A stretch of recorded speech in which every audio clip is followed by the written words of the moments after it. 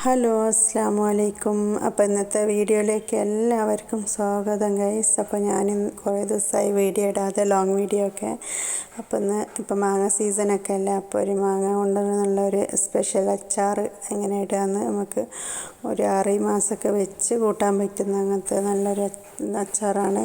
അതെങ്ങനെ ഉണ്ടാക്കാമെന്നൊന്ന് നോക്കാം. അപ്പോൾ നമുക്ക് വീഡിയോയിലേക്ക് പോകാം. ഞാനിതാ ഒരു 4 പച്ചമാങ്ങ എടുത്തിട്ടുണ്ട്. അതിന് നല്ല ഒന്ന് ചിരകിയിട്ട് നമ്മൾക്ക് ഇത് മാങ്ങ നല്ല പുളിയുണ്ട്. അപ്പോൾ ഞാൻ എന്താക്കി അതിലേക്ക് ഉപ്പ് മിക്സ് ആക്കിയിട്ട് വെച്ചിട്ടുണ്ട്.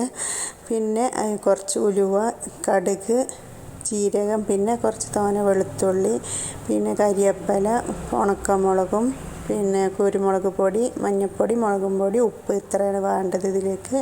അപ്പോൾ എന്താക്കുക, നമ്മൾ കടുക്, ഉലുവ ഇതൊക്കെ ആവശ്യത്തിനുള്ള വേണ്ടത് എടുത്തിട്ട് ജസ്റ്റ് ഒന്ന് ചൂടാക്കിയിട്ട് വെക്കുക. ജീരകം, ഉലുവയും പിന്നെ കടുകും വേറെ തന്നെ ജസ്റ്റ് ഒന്ന് ചൂടാക്കിയിട്ട് ഒരു പാത്രത്തിലിട്ട് വെക്കുക. അതിന് ശേഷം നമ്മൾ എന്താക്കുക, ഈ ഉപ്പ് മിക്സാക്കി വെച്ചിട്ടുള്ള മാങ്ങ പുളി പോകാൻ വേണ്ടിയിട്ടാണ് നമ്മളങ്ങനെ മിക്സാക്കിയിട്ട് പിഴിഞ്ഞിട്ട് എടുക്കുന്നത്. ഒന്ന് നല്ല ഞൗണ്ടിയിട്ട് നമ്മൾ പിഴിഞ്ഞിട്ട് എടുക്കുക. പിന്നെ നമ്മൾ പൊടിച്ച് വെച്ച് അതിന് ചൂടാറിയതിനടുത്ത് നല്ല ഒന്ന് മിക്സിയിൽ നല്ല നൈസായിട്ടൊന്ന് പൊടിച്ചെടുക്കുക. വെളുത്തുള്ളി മിക്സിയിലിട്ട് അരക്കണ്ട, ഇങ്ങനെ ഒരു കുത്തുന്ന കല്ലൊക്കെ ഉണ്ടെങ്കിൽ അതിലിട്ടിട്ട് നല്ലൊന്ന് ചതച്ചെടുത്താൽ മതി. അതിന് ശേഷം നമ്മൾ ഒരു പണി വെച്ചിട്ട് അതിലേക്ക് എണ്ണ പാരുക. എന്നിട്ട് എണ്ണയാണ് ഇതിലേക്ക് വേണ്ടത് കേട്ടോ, കുറച്ച് തോനെ എണ്ണ പാരണം. അപ്പോൾ നമ്മൾ അച്ചാർ ഐറ്റം അങ്ങനെ കേട് വരാതെ വെക്കുള്ളൂ.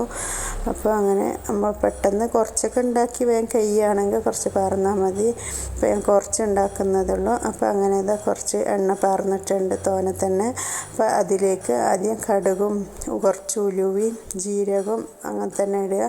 പിന്നെ കരിവേപ്പില ഇടുക. പിന്നെ ആ ചതച്ച് വെച്ചിട്ടുള്ള വെളുത്തുള്ളിയും ഉണക്കമുളകും ഇട്ടിട്ട് അത് നല്ലൊന്ന് മൂപ്പിച്ചെടുക്കുക.